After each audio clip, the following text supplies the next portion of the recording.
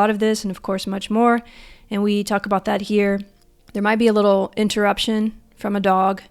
The office someone was ringing the doorbell, and so I'm sorry about that. If you're watching it as a video, you'll get to see the dogs at the end if you're a dog lover. I hope you're doing well out there in the world, wherever you may be.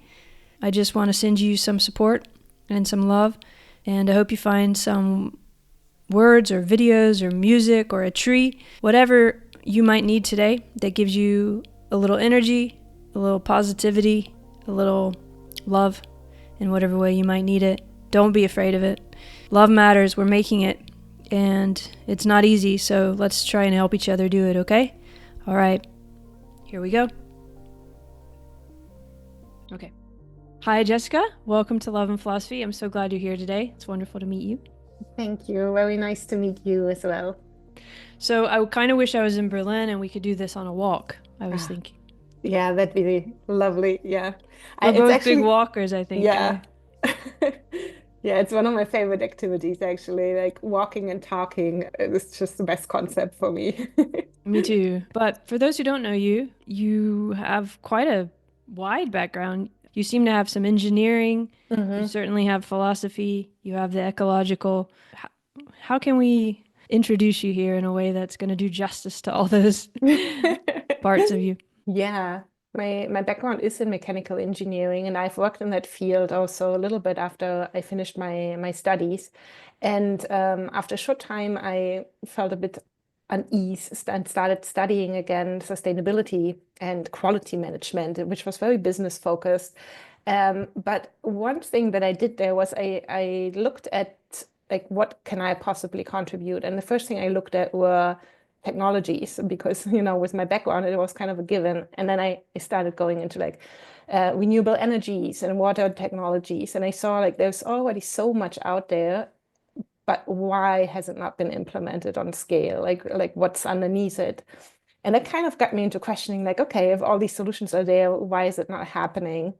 And then at the same time I started in my own life to really try to live according to a sustainable standard, which was, Mm. reducing my carbon footprint immensely, which was impossible, I would almost say, to do. But I really tried to see where in my own life am I not, acting ecologically, or also in my social, like in my relations, where am I not showing up in a way that I think the world needs us to show up.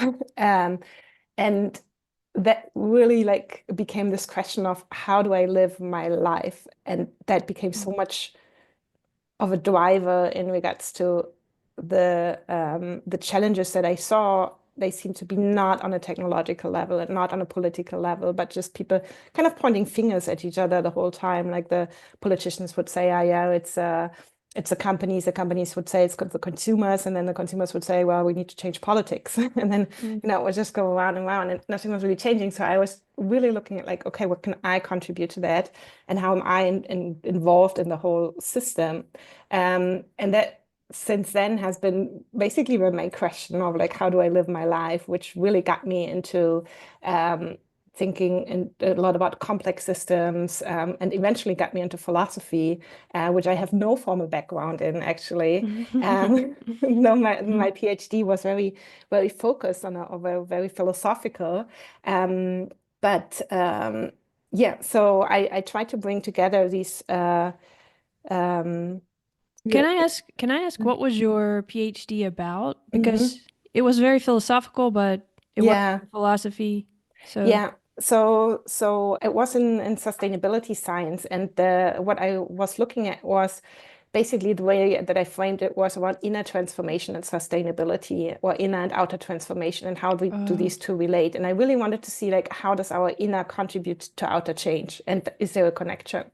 And eventually I noticed like, okay, one of these changes that we need to make is to switch from a really mechanistic way of understanding the world to a really relational way of understanding the world.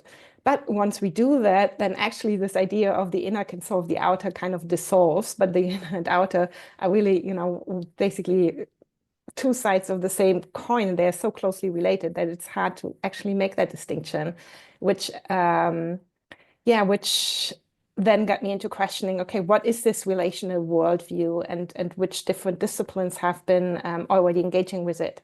And I saw how many different fields are already, yeah, a part of that actually. Mm, yeah. So I looked at that, and then I tried to develop transformative educational processes in order to teach people, like, how do they get from mechanistic to relational. And then afterwards, I was like, oh my God, what have I done? Like, this is such a mechanistic approach, getting from cause to effect. That's wonderful that you bring it up like that because, a lot of my project is trying to understand dichotomy and what does it mean to move beyond dichotomy Mhm. or holding paradox, which I've found that it's not about solving that. You talk about solutions a lot too, and it's not about the Yeah, solution. But I do think there's, at first, it sounds like you had it too. We feel like we have these two things that are contradictory and we need to resolve them or yeah, we need to decide between them somehow. yeah. That if you're doing something that you've called inner transformation, then it must be different from whatever the outer transformation is. It starts to feel like a trap a bit in a lot of different in science, in philosophy, in our everyday life to try to make one into the other or choose between them. Does that Mm. speak? Did you feel that tension a bit when you were dealing Yeah, with that? absolutely.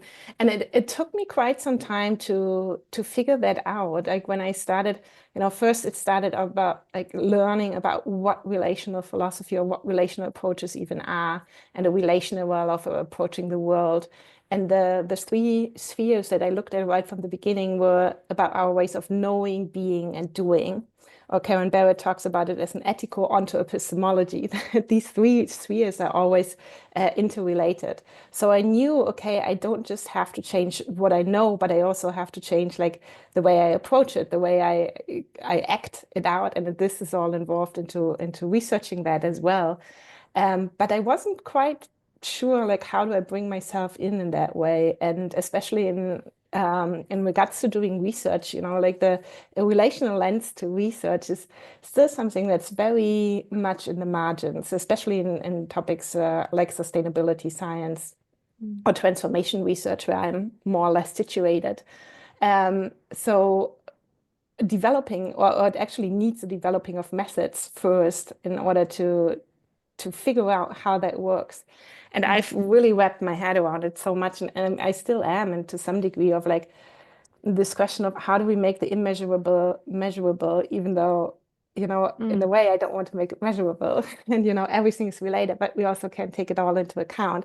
So finding this critical distinction between where does it become meaningless because we're taking too much into account, and how do we, analyze, take apart, focus on one part of it that's maybe interesting, but at the same time don't lose the view for the whole.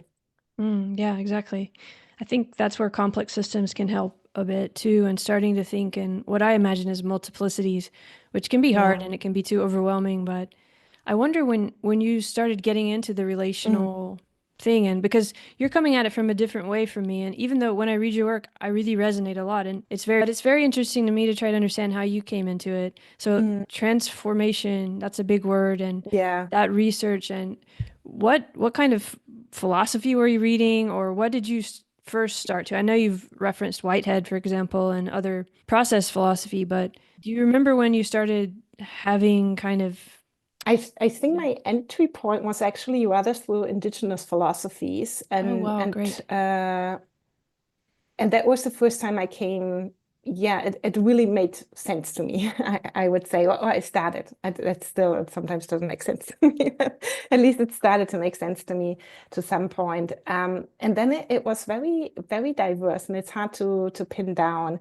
Um, Another one, or who has greatly influenced my thinking, was Karen Barrett. And trying to really understand what she means took me quite some time, and quite of different books as well were also, especially when I tried to translate that into how do I now do my research based on that, trying to understand what she's actually saying.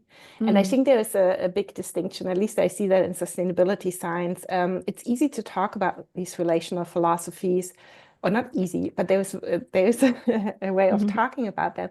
But then to actually translate that into our research and then how we approach knowledge, this really kind of flips around our way of approaching the world. And I think that makes it so difficult. And I still notice myself, like when I talk to people, and when we write for example, academic papers, we're constantly pointing out at each other, well, but here you're falling into the trap of approaching it mechanistically. Yeah. And it's really hard to get out of that lens, I feel. Yeah, me too. And some of it is just being aware of that you're doing it, not necessarily not doing it. Yeah, Or even saying I'm coming at it from this angle, because then you understand that it's not everything, you know? yeah, That yeah, seems like what you do in your work too, a bit, with the way that you talk about these very different. I mean, you bring up spirituality, you bring up the physical, the mental, the emotional. I feel like you're trying to show that kaleidoscope, or that yeah. complexity. I mean, I sometimes think like you, as mentioned in the beginning, like the diversity of the background. And I think like one thing where this comes in handy almost is that, my studies, my first studies, it was very practical. So I learned more about like how do I build an engine than, Mm. what is academic work. So it was very practice oriented. So I didn't have so much the idea of these different disciplines. And I had this huge struggle when I started out at my PhD that the topic that I wanted to do, I couldn't find a PhD supervisor. And I started with various professors, and they were like, well, I can help you with this, but this is actually, no, this is not working. And then and then actually start working together. Or they said, I don't want to work with you anymore. And so it And it took was the quite. same topic, Yes, transformation, inner and yes, it outer. was Okay. about inner transformation and sustainability. And then in my PhD proposals, I was always, take it quite big and have quite a big Hmm. approach, which was alienating and not necessarily typical in academia, especially in Germany, where it's like academia, I feel, is especially siloed, and it's sometimes, people are very hesitant about like unusual topics. So, and now in sustainability science, the whole topic around inner transformation has become more established. But back when I started, it wasn't yet. So it took quite some time, and I think the benefit that I sort of had was that I don't have this strict academic discipline that I wanted to follow, and that kind of got me into just exploring wherever my interest took me without, having that glasses on beforehand. And it actually only later occurred to me, like, okay, this is how you divide disciplines, and this is what it really means. And yeah.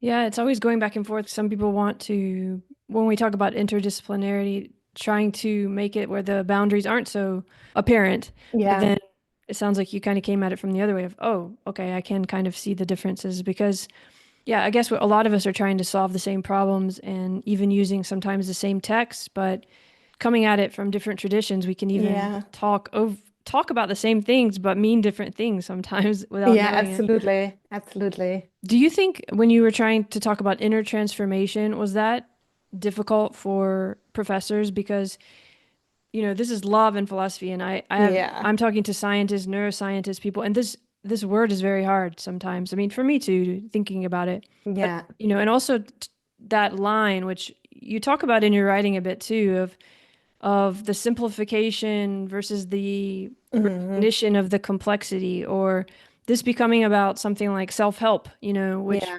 and the way that maybe professors might look down on that. I don't know. Did you feel any of that? Yeah, Yeah. absolutely. Yeah, very strongly. It's opened up a little bit, I feel, but especially when I started out, I was lucky to find a research group which also just started out exploring these topics with a quite established research institute here in Germany, and they were also just two people who had the liberty to kind of explore this topic.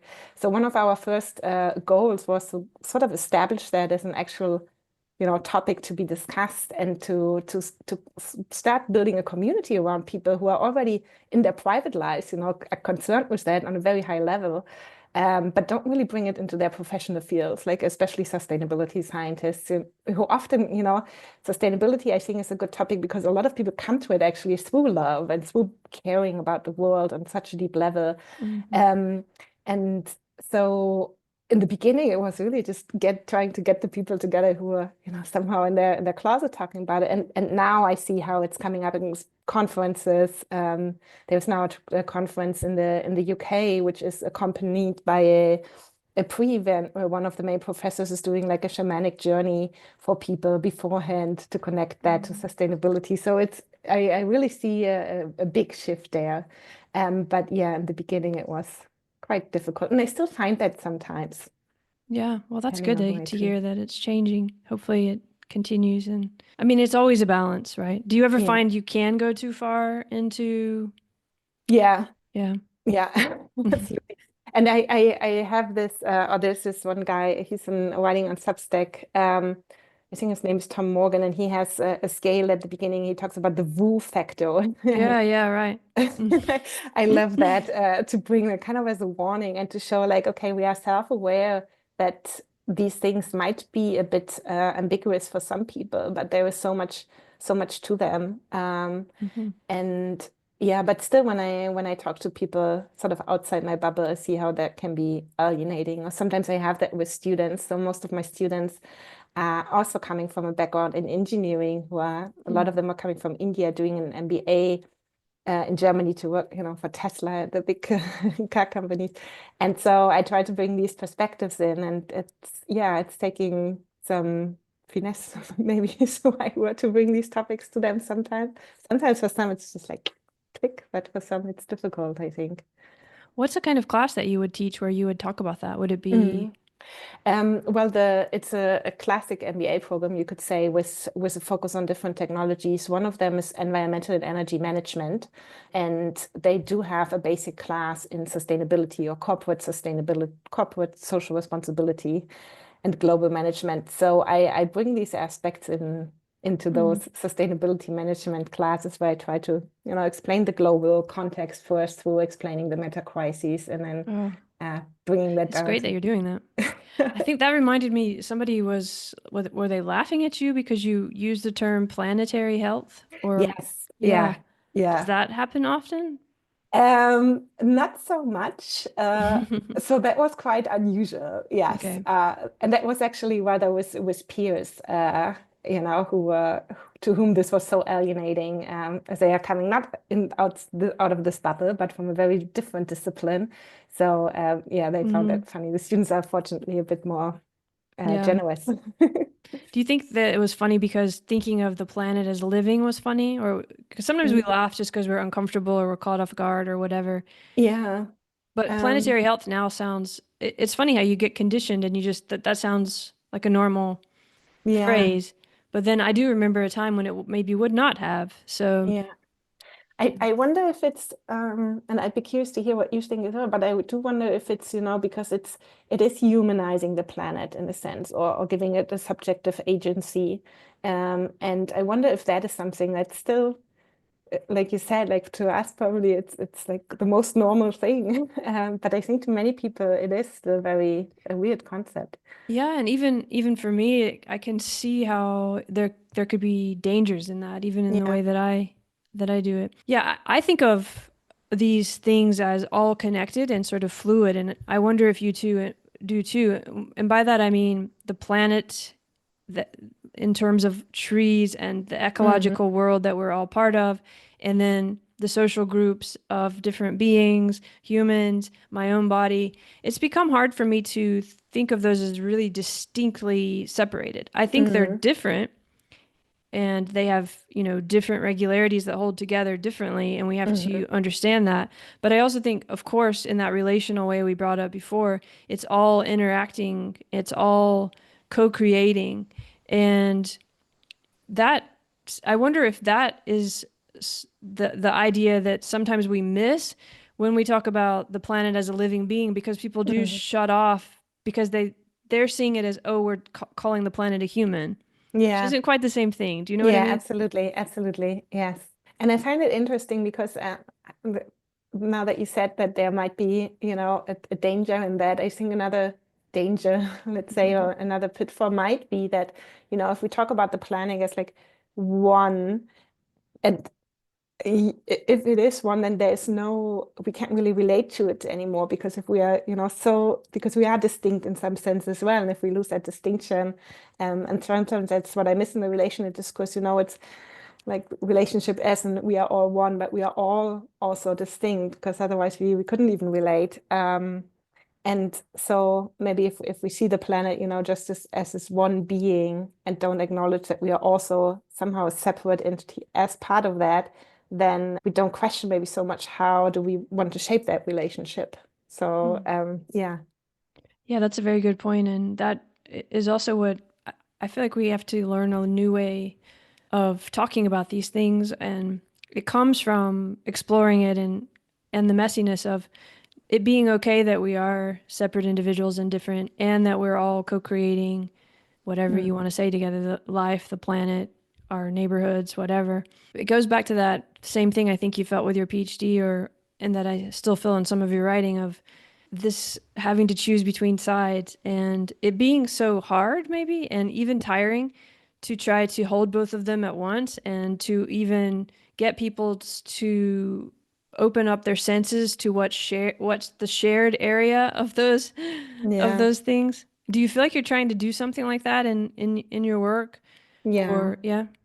And I think it's something that I also, it's very much a process I go through myself to like, we often say like, we need to be able to hold paradoxes and ambiguity.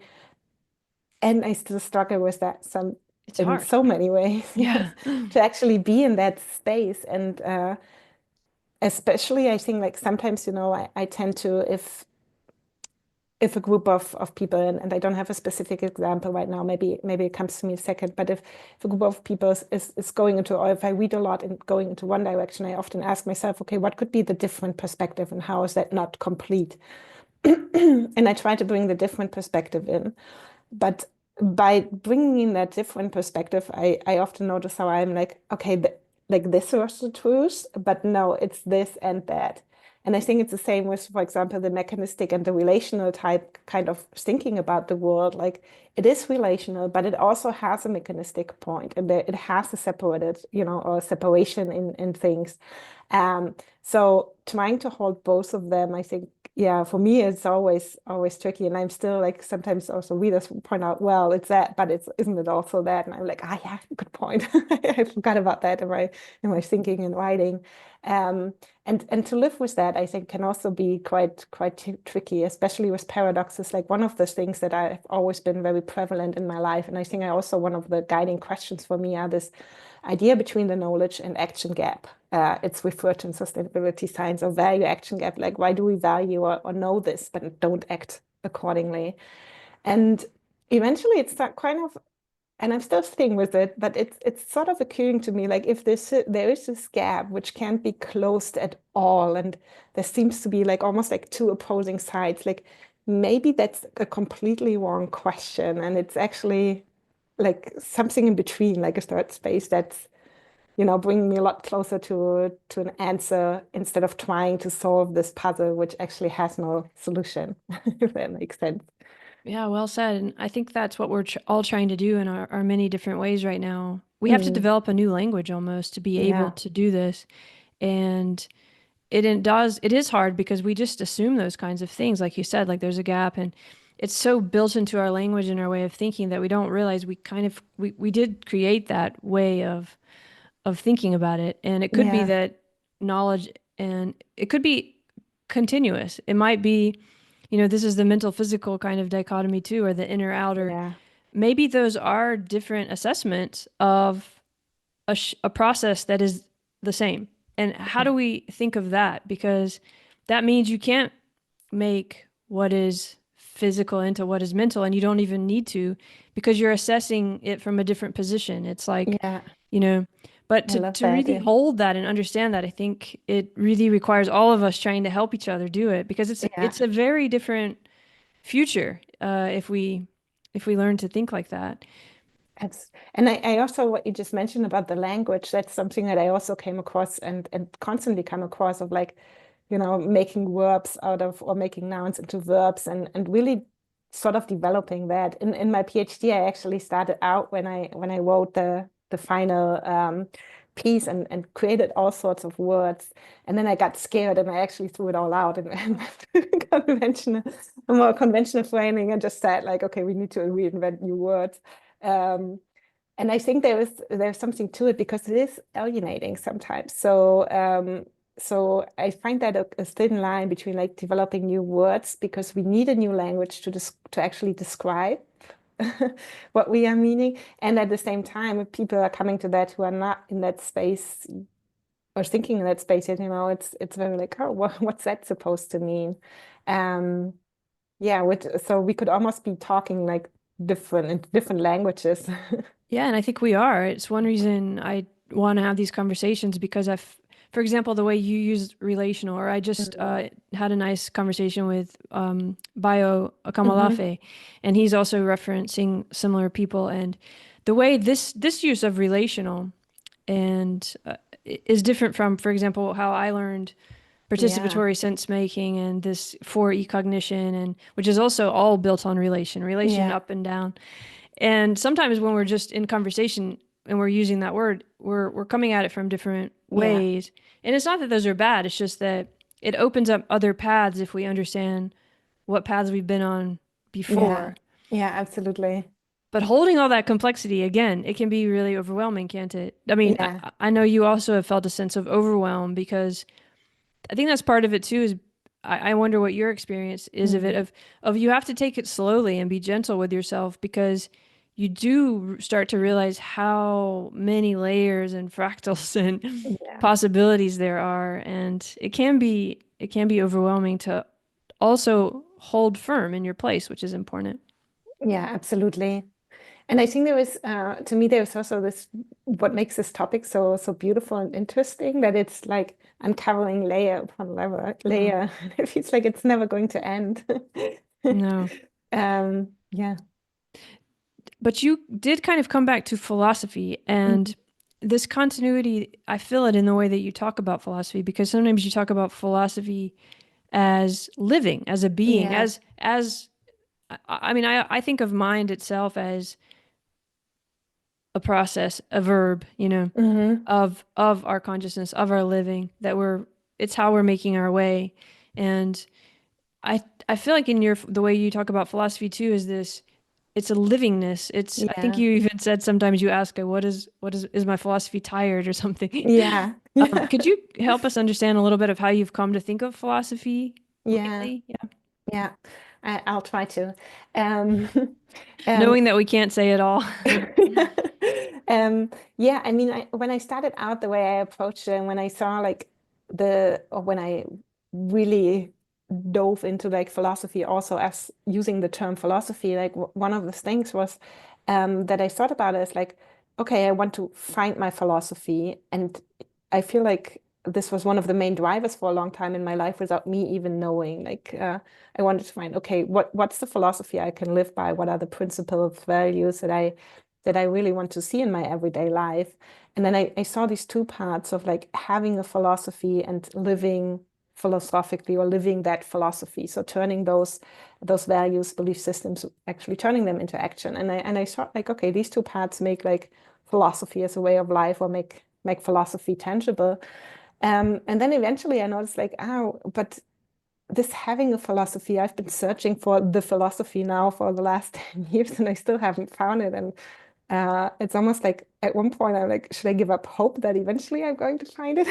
But then I noticed, well, no, it's so much more about this process of finding it is actually living philosophically. And that's the beauty of it. And then I came to the conclusion, then it kind of noticed for the first time, well, philosophy is called the love of wisdom. So but it's a love of it, and not having and possessing it. And the same for me became apparent with philosophy. Like, it's not something I have, but it's really something I, on the one hand, that I do, but also something that has sort of a life of its own, because as much as I have agency and as much as I can determine certain parts of that philosophy, but at the same time, it's always influenced by so many people, and it's always changing, adapting to my circumstances. So I will never be able to hold it. And as soon as I try to do that, I feel like it's already slipping away again. And if you go to the great philosophers who actually wrote down like a full philosophy, for them it made sense, but probably if you would talk to them now, it would also be very different.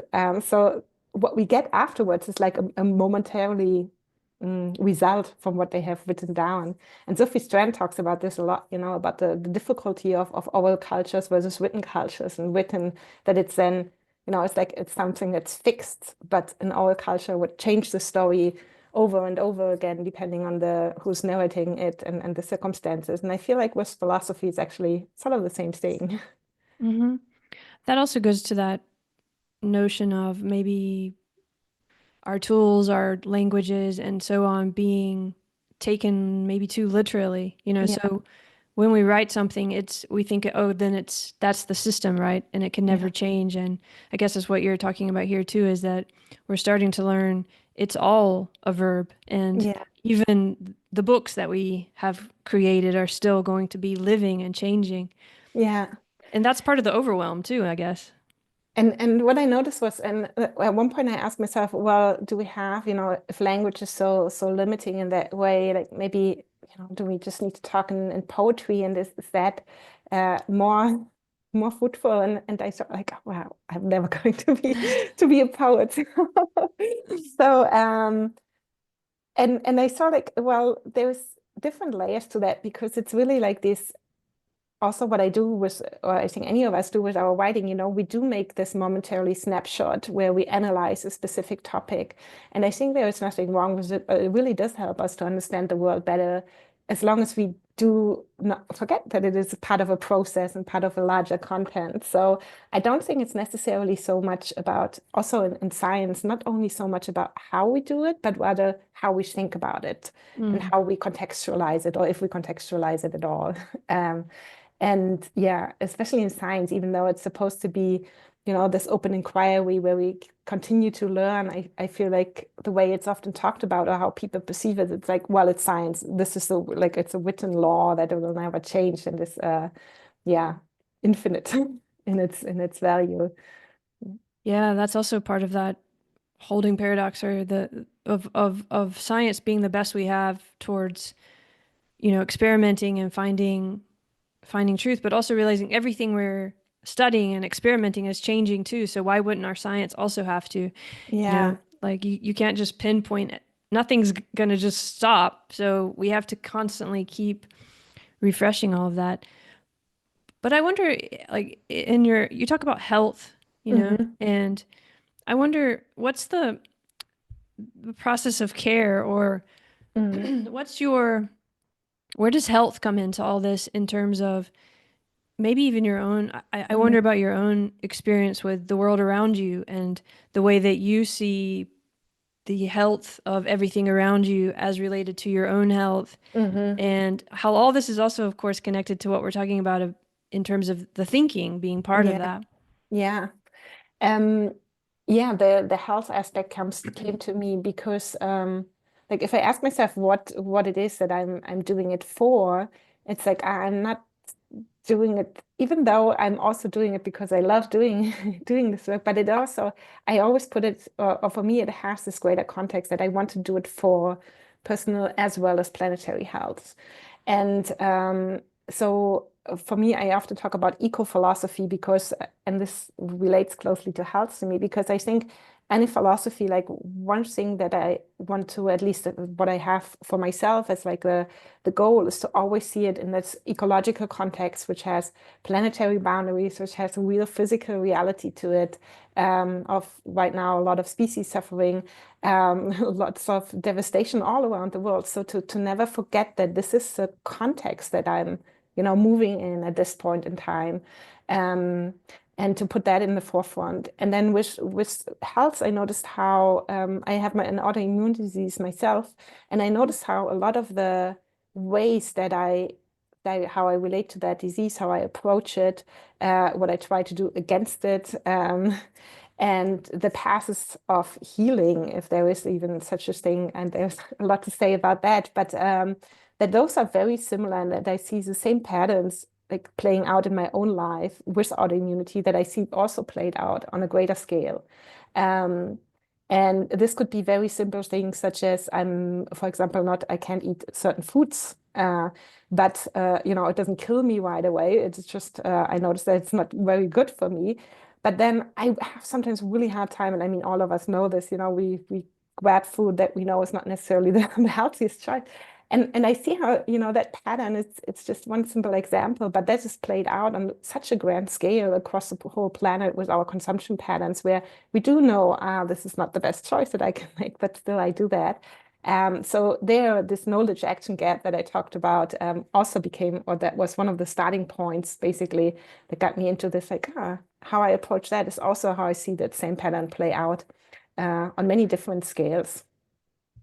Yeah, there's all these meta patterns you talk about, Yeah, and the way we treat ourselves and the way we treat everything around us, and yeah, vice versa too, right? The way we're treated and the way we parameterize how treatment or healing is possible. yeah. And I wonder what awareness, like that word awareness, or I'm not sure which word, but in the knowledge and action, Hmm. sometimes there's a space of recognition or Yeah. of just becoming aware of the pattern, which is then going to change it in a way. How have you experienced that Hmm. part of it, or have you? I don't know. Yeah, absolutely. And I think it's one of the great possibilities. I recently read a nice book called Choice Points, where it's, this moment where we do have the possibility to make a choice. And I think that's one of the great capacities of being a human.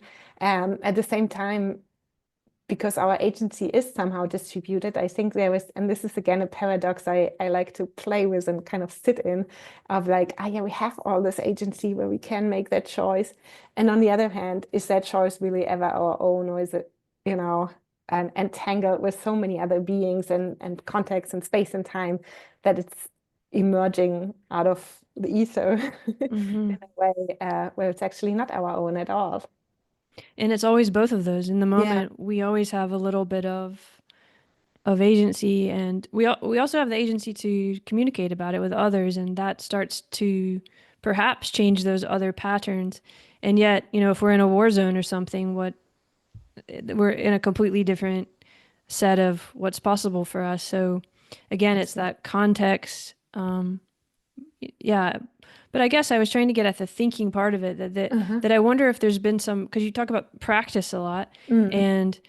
and your institute is for practical eco philosophy, right? Which we should maybe Yes. talk about that a minute.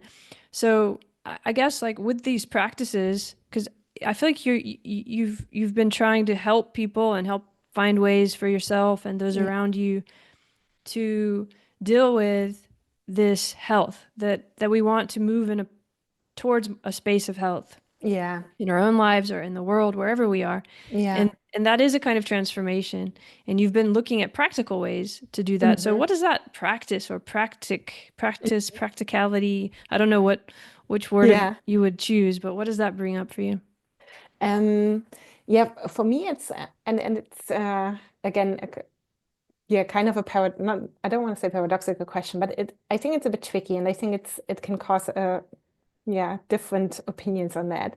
But for me, what came up was that at one point when I started about like how do I turn these philosophies into practice, one of the ideas that I always had like is like, I need to do something, somehow there's a strong sense of having to do something big. And I think that's connected to how we live our lives. So it has to be like even something that I can snapshot or put on, it has to be that I can photograph or, scale to some degree. Um, and thinking in terms of action and practice in that terms of like something that I can share. It needs, or that only then it becomes real. And I think of practice a lot more as the integration into my everyday life and all these tiny micro decisions that I make or choices that I make and how I show up that are not necessarily possible to scale or to put on Instagram or whatever. And it can be, and talking about awareness, it could be the way I relate to my dog, to my neighborhood, to the people outside, to how I eat, how I carry myself, how I show up to people, if am I present, am I not present?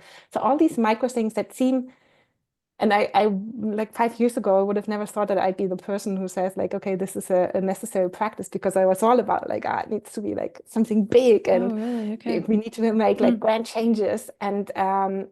And then eventually I know there's so much beauty in these little things. And I've always practiced in my own lifestyle, you could say.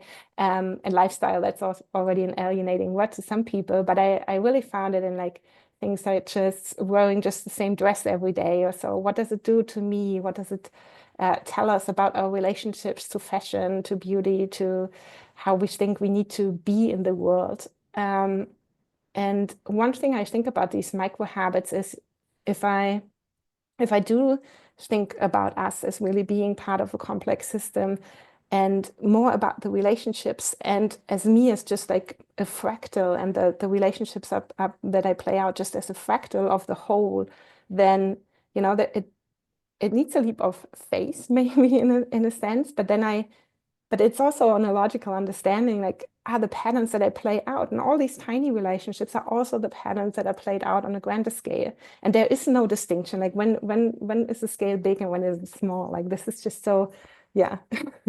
That's a beautiful realization. I think that's a really, really powerful when you can understand that these, yeah, you can change the pattern of your fractal and it changes the patterns of all the fractals, even if it seems very slight.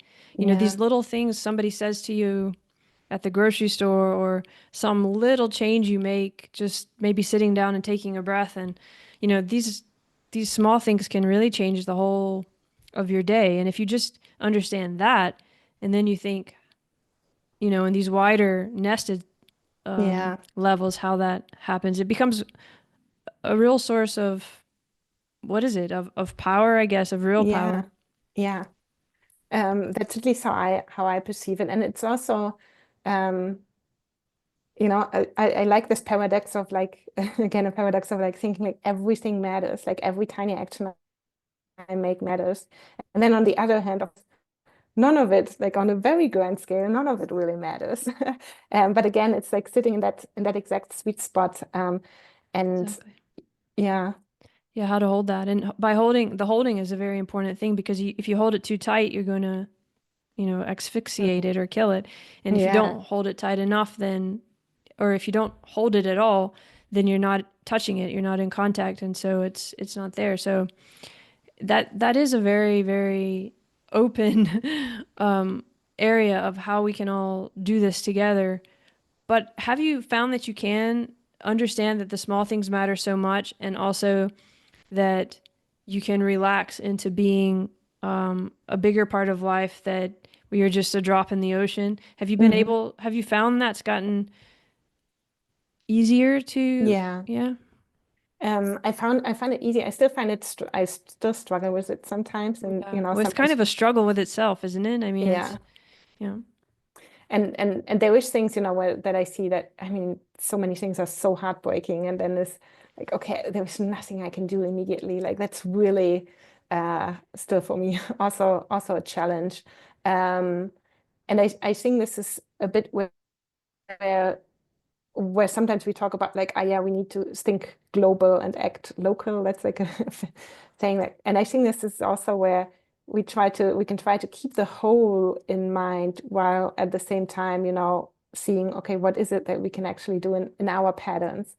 And what I found when I started in the field of sustainability, what I found really crazy was how many people and I still to this day, when I see how many sustainability scientists just fly around the world and they are talking about veganism, but then they go and eat their hot dog. And there is such a contradiction. I mean, we are all sitting with that and we are all contradictory to some degree. And I think that it can't be otherwise because the systems we have created are, of course, kind of enforcing or of at least incentivizing the sort of behavior that is not necessarily conducive to great life conditions. But to never see how we are part of that system, I think, and it's not even necessarily judgmental, but it's also robbing us of so much potential and so much power and empowerment in a way when we think of, oh yeah, we need to change everything around us, but never think about how we are part of that.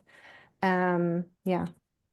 yeah. And it can be very hard to think, well, okay, everyone else is doing it. It's not going to matter if I decide to stay home and not fly to the conference.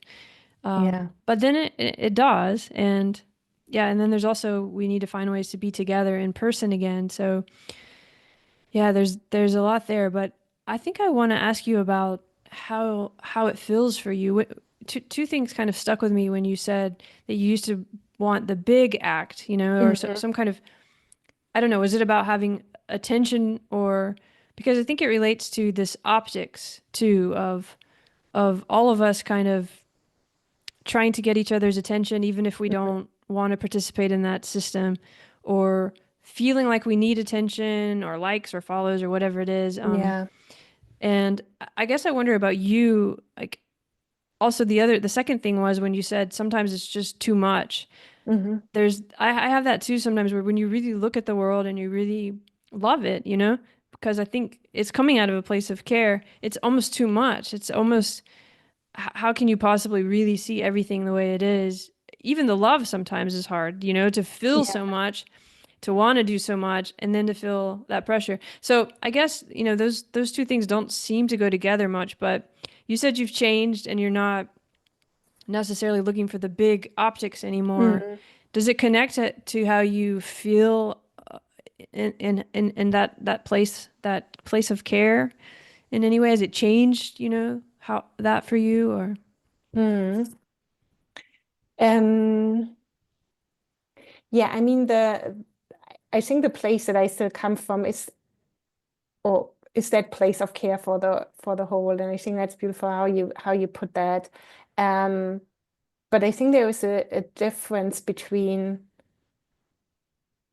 what do I actually care about, and then what's actually my response to that. There's this famous scale of like how far our circle of concern is for people, if it's just for our family, just for ourselves, if it goes beyond that towards the whole cosmos. And um, if I don't really have any way to respond to that, then there is a very important part of care lacking. Like Eric Fromm, for example, he talks about love as like this active act of where it's not a feeling, but it's something that we do. Um, so I think this love for the planet will have to translate into something that makes me respond to it in an actual way that I can, if that is Mm-hmm. answering or relating Yeah, that's somehow kind of to. what I'm trying to get at is where is it personal for you? Mm, Where do you see those lines connecting between these big, huge mm, try to save the world, or we have to be sustainable and we have to change all these actions, and knowledge acquisition, and then just your care for yourself and for your immediate, my dog is here for my dog, and yeah. the plants that are outside, which I don't maybe take care enough of. Um, yeah, I just like, do you see a relationship there in, for example, the way you've started the Substack, Hmm. um, that's a very personal space, Mm, but you're hmm. also talking about very big issues. And I can feel you sometimes trying to hold the tension there of, if you write the title is like, this is going to solve all your Yeah. problems, then you're going to get tons of people looking at it. Yeah. Um, and Okay. but then how do you deliver that from a place that's Yeah, care of absolutely. care? Because the whole thing really is very caring. Do you see what I mean? Yeah. I wonder about this, if Ah, if that's I'm right to feel that sort of tension in the. Yeah, absolutely. It's something that I sit with all the time, and I think many of us do, Yeah. because it's like we don't want to participate in the system, and that this is the tension. I think that the same pattern that plays out in so many systems. We don't want to participate, but still we're somehow part of it. So Mm-hmm. can we not Mm-hmm. not participate? And I don't have a good answer or conclusion for that, except of like, and this is where it maybe gets a bit. Uh, I don't want to say no. I think it's valid, but it's really something that I try to feel into. So, and to make it public or to speak out, at least I try to point out like, okay, I do that because I know it's getting your attention. So I'm Mm-hmm. pointing out the things that I do in order to increase our awareness for that, and to not try to trick anyone into it, but rather to yeah, to still engage with the people. Though I talked to one person recently, and she said also like, yeah, if we keep talking only in a specific way, we just continue talking to the same people basically. So how do we draw new people in, who we think might benefit from it? And I think this is where it comes to language again. Also, it's like sometimes it needs this sort of different language. And I think that's the challenge of the written word of like and sometimes we feel like, are we betraying ourselves if we now in this context we speak like this, and then in a different context we speak a bit differently. But I don't think it is that way, but it's rather about the intention we bring into it, and trying to resolve these difficult issues. And I think especially like, I mean, one of the things as we are in this time in between, these different worlds, I think it always needs to hold both. Like on the one hand, try to show like, okay, this is a real horizon and this is where we ideally want to get to, but we are here somewhere in the middle, and this is still, the part where a lot of people maybe feel rather cold to, and how we speak to them. So sometimes we can go here or we can go here, and depending on that, it needs sort of a different translation, maybe. Mm-hmm. I wonder if do you think of it as an experiment a little bit in the same Yeah. way you were talking about with wearing the same dress, which maybe we should talk about that a minute. You wear the same dress every day as Yeah. a kind of an experiment to see how you feel, see how others respond. Yeah. I'm sure you wash it and so forth. I'm sure Yes, everyone wants to know exactly. that. It's the first thing, Yeah, that's you the know. first thing everyone asks. Yeah. I have a try so I can wash it. I'm actually learning to sew it myself at the moment. I'm taking a Okay. sewing class. Oh, wow, great. You can sew your own dresses. Yes. But is it also in the writings that you're offering to Yeah. people? Are you also trying to experiment with Yeah. your own, Yeah, absolutely. displacement? Absolutely. And I see this is for me an important framing that's become so prevalent, that I see a lot of my life choices rather as experiments. Um, I'm currently sitting with this concept of life as a living lab, and a living lab or real world laboratory is something that's a concept, especially in sustainability science, where you have, over a long period of time, ideally like 60, 70 years, you experiment with in certain settings, in a real life settings, and then you do little experiments, and it has a broader context, this laboratory, real world laboratory. Mm-hmm. And I see life in general, whether it's this real world laboratory in which I can experiment. And I think this whole notion of experimentation and trying to get feedback to see how it is and then adapting, I think that's, yeah, for me become very important. And I see how that's making my life a lot more fun and easier on the one hand, but also such an important skill, because in complexity or complex systems, that's, we need that feedback and this experimentation in order to move forward. Mm-hmm. And to find different state spaces and yeah, and I feel that in your work, and in a way it connects to everything we've been talking about of because there is a kind of a sweet spot of you raise the word intention, but also of Hmm. experimentation where you're and it is the place of holding paradox that I try to that is hard to put words to, but where you are coming at it from a place of care, but you're also understanding that you have all of these, like maybe you just want attention. Of course, you want readers, Yeah. and Yeah. and that you're okay with all of that, and you're able to show that in the work, And Yeah. there's something about that I definitely feel in your pieces and in your practice and in your projects. Yeah. But that space isn't easy to negotiate. Do you worry about criticism? Do you worry about trying to please everyone? Not so much, Okay. to be honest, because for me it's so obvious myself that I'm doing it. So even if someone points out to me like, ah, yeah, you're using clickbait, or ah, yeah, and I didn't fly for a long time, I think for the past 5 years or so. But if I were to step on a plane again, and I will likely soon because I want to see friends in the US, um, if they point it out, I can only admit it. Like it's not, I see, and I'm definitely not seeing all of it. We all have our blind spots, but a lot of the things where I'm thinking like, okay, this is not how I would ideally love to have it. Yeah, I'm happy actually when people point that out, rather than Oh, that's good. feeling That feels healthy. defensive about it. Yeah. I think we have to go pretty soon, but I wanted to ask about this word wild. Yeah. What's the wild? Because it's rewilding, it's wild health. Yeah. And I love that word wild. Yeah, And I same wonder, here. yeah, Yeah. I want to hear about it from you. It has different angles. So one of them is that I love the word wild too. I think in my own life, like I've always have had a sort of a wild aspect to my own life. Hmm. So it feels personal in a sense.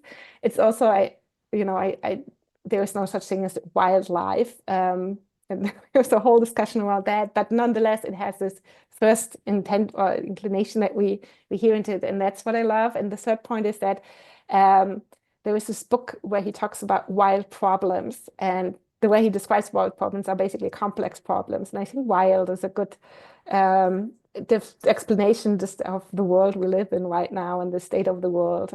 It seems wild, and it's probably always been like that. But yeah, so those are the three angles.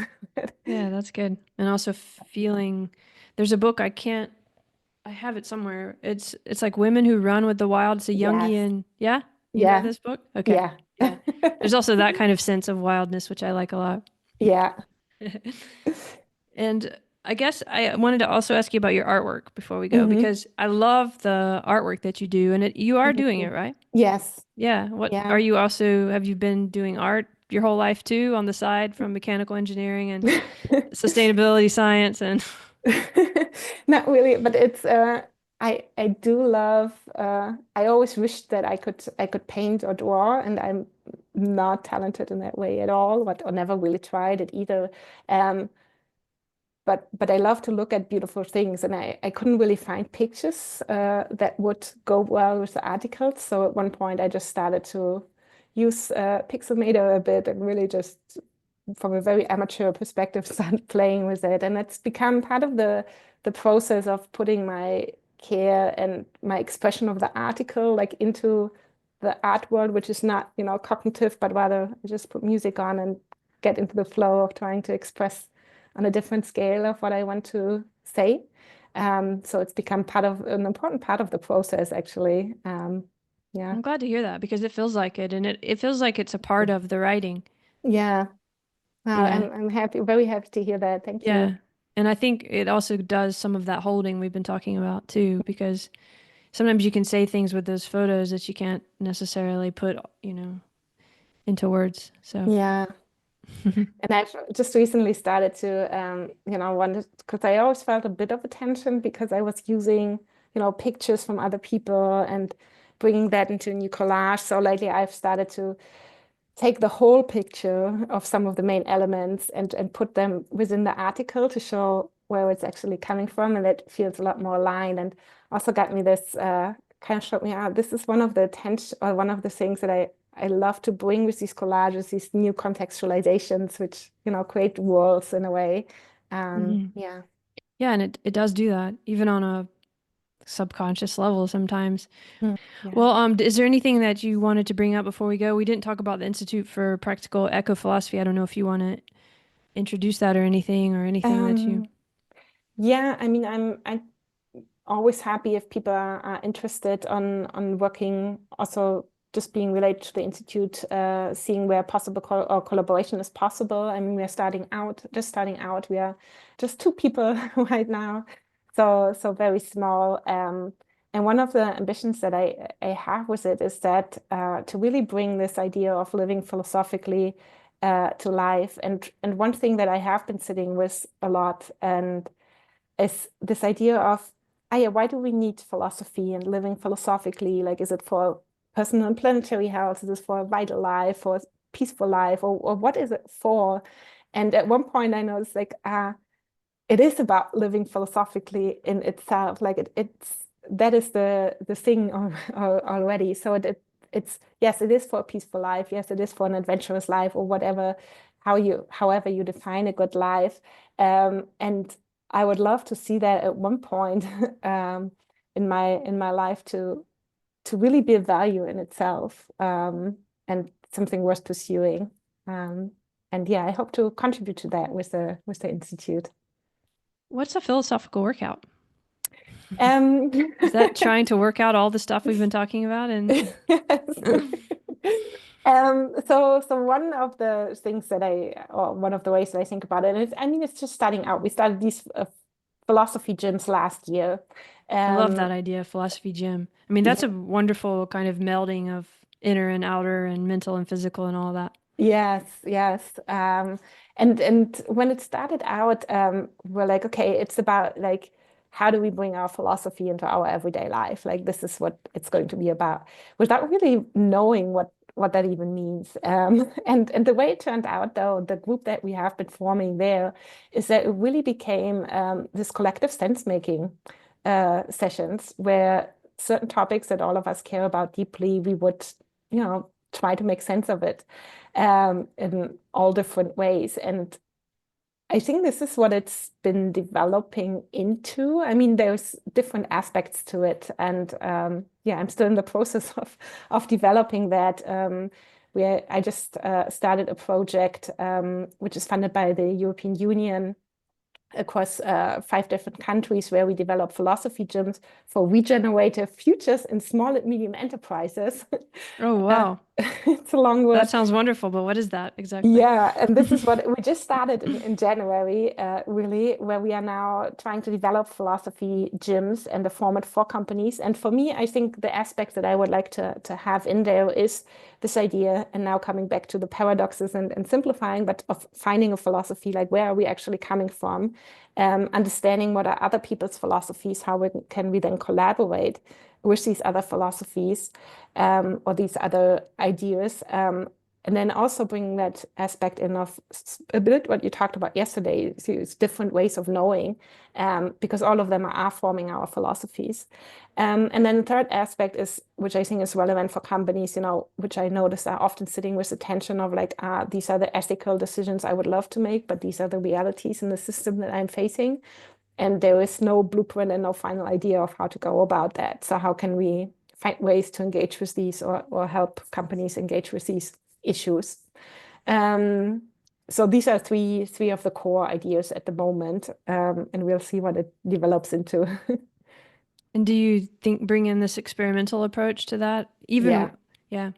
Because it does seem simple but profound to just actually have a space where people work out ideas together and notice their ideas, and to have a space where you do that as a company or as individuals or as a group of friends, living the question. Yeah. And one of the things that we're also doing a test run with Grokist, it's called. It's a platform very worth checking out. And there we are also running a philosophy gym over seven weeks to see, sort of experiment a little further with that and see what philosophy gyms ideally incorporate. And also coming back to what we talked about earlier about the measurement, how could we measure the success of a philosophy gym and measure the immeasurable and the quality that maybe goes into it and that I've experienced so far in these spaces, and sort of what Noah Bateson calls warm data. How can we maybe translate that further? So this is another experiment this is taking. Yeah. I like that. And also thinking of measurement differently in a dynamical way that we were saying, so that, even when you're just assessing your own philosophy, it's a kind of a measurement, and measurements are very helpful. And we need these measurements and these maps and these metrics, but also not taking them as so seriously as we were saying before, that as if they're never going to change. It's gauging where we are on this part of the path, and the next part of the path is going to present maybe something slightly different. It's a different kind of approach, I guess. Yeah. I'm looking forward to see where it's going. Yeah. Well, I mean, I love all the ideas. There's so many. It's so rich. So I'll send you a lot of support for that. Okay. All right. Dog here, so. Oh, I can't see. What kind of dog do you have? Oh, want to come? Oh. Oh. Similar. The haircut a little bit. Well, thanks for all you're doing. I really enjoy your Substack. I'm so happy to share it with everyone. And the philosophy gym idea is great too. And good luck with everything. Thank you to you too. Looking forward to continue learning from you. And thanks for having me. Thank you. Bye-bye. Bye.